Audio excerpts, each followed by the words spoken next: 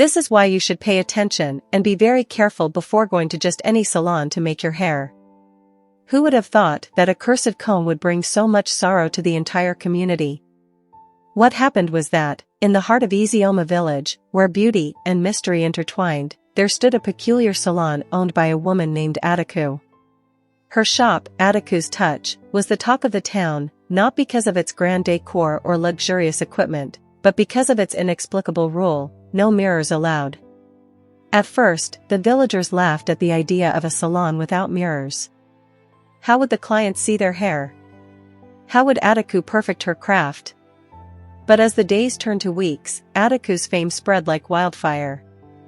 Women flocked to her shop, desperate to adorn their heads with the Bisadiel hairstyle, a design unlike any other. It wasn't just a hairstyle, it was magic. Whoever wore it seemed to glow with beauty, confidence, and an almost unnatural charm. Soon, the shop became so crowded that clients would fight for a spot. Some would arrive at dawn, claiming, "I'm the first to come."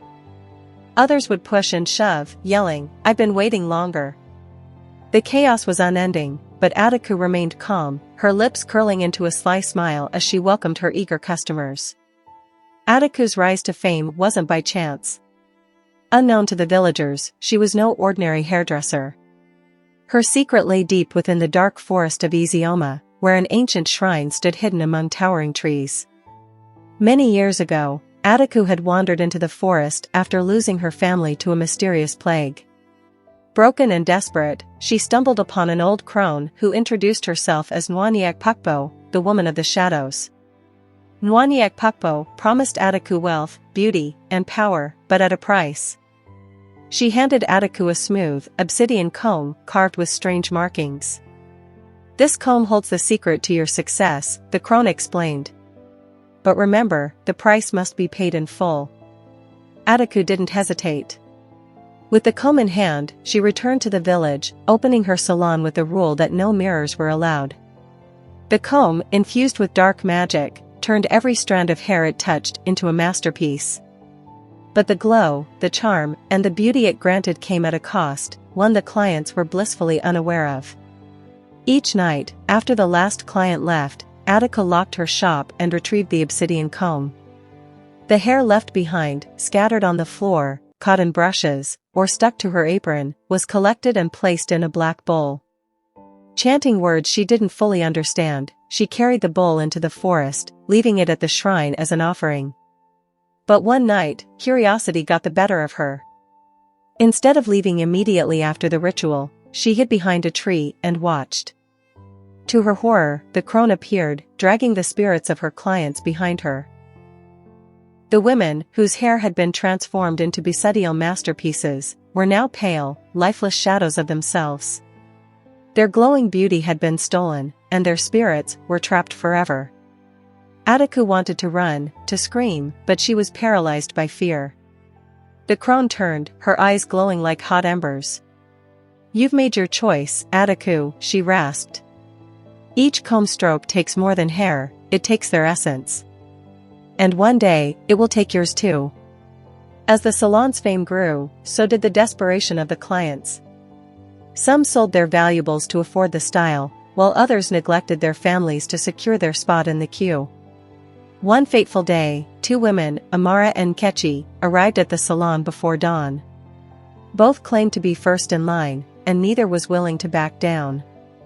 The argument escalated into a full-blown fight. Adaku watched from the doorway, her smile fading as the women clawed at each other.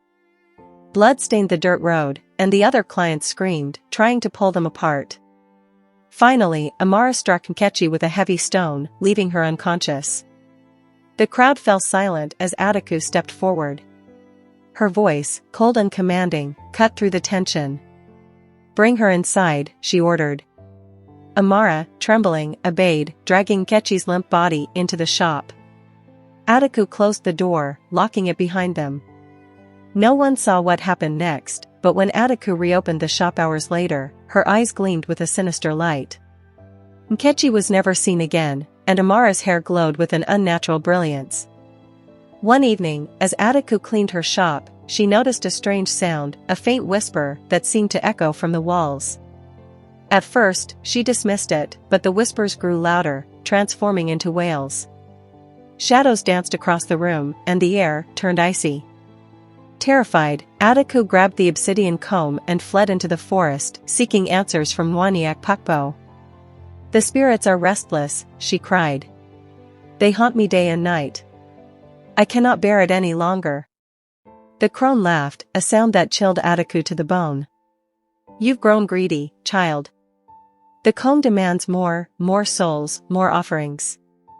Or it will turn on you." Adaku realized she was trapped. The comb, once her greatest treasure, had become her curse. Desperate to escape her fate, she decided to break the one rule she had enforced so strictly. She brought a mirror into her shop. The next morning, Adaku invited her clients as usual, but this time, she unveiled the mirror. "See your beauty for yourselves," she said, her voice trembling. One by one, the clients gazed into the mirror. But instead of admiring their reflections, they screamed in horror.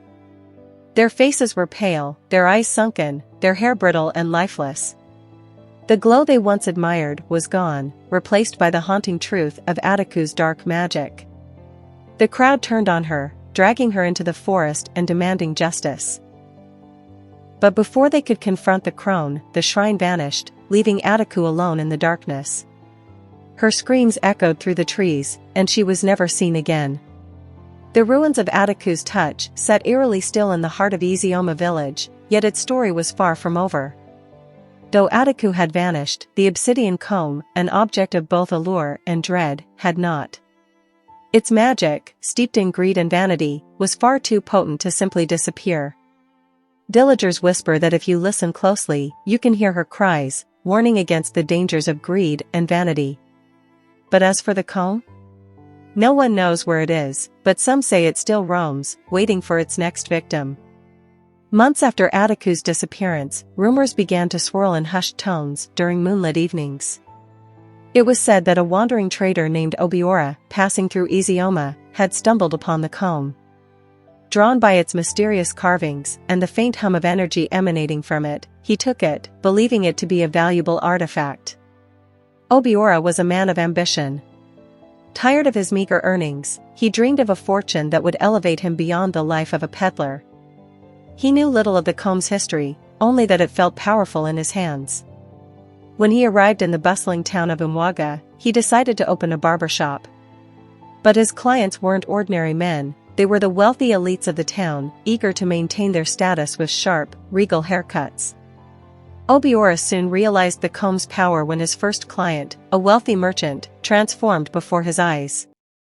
The man's thinning, dull hair became thick, lustrous, and strikingly black. His face glowed with vitality, and even his posture seemed to improve. Word spread rapidly, and Obiora's barber shop became the talk of Umwaga. But with each stroke of the comb, Obiora began to notice strange occurrences. His clients would return days later, complaining of nightmares and fatigue. Some claimed they could hear whispers calling their names when alone at night. Others swore their shadows moved independently. Obiora dismissed these tales as paranoia until he began experiencing them himself. One night, as Obiora locked up his shop, he felt a cold breath on his neck. Spinning around, he saw no one. The comb, now wrapped in a cloth and tucked safely away, seemed to pulse with a life of its own. Determined to rid himself of the unease, Obiora consulted an elder, a wise man named Namdi, who had once been a custodian of Izioma's oral traditions. Namdi's eyes widened when Obiora presented the comb. "This is no ordinary object," he whispered. "It is cursed, tethered to the spirit world. The spirits bound to it demand a price for the power it bestows.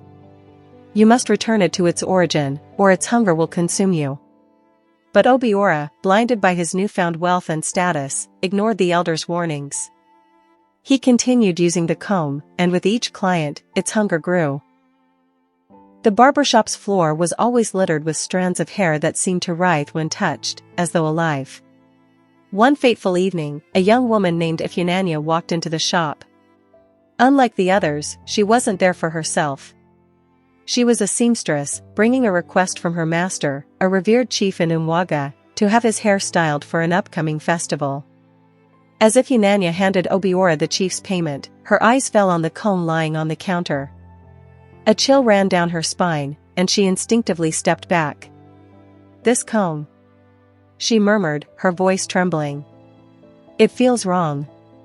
Obiora dismissed her unease with a laugh, but as the festival approached, Ifeanyi couldn't shake the feeling that something sinister lingered in that shop.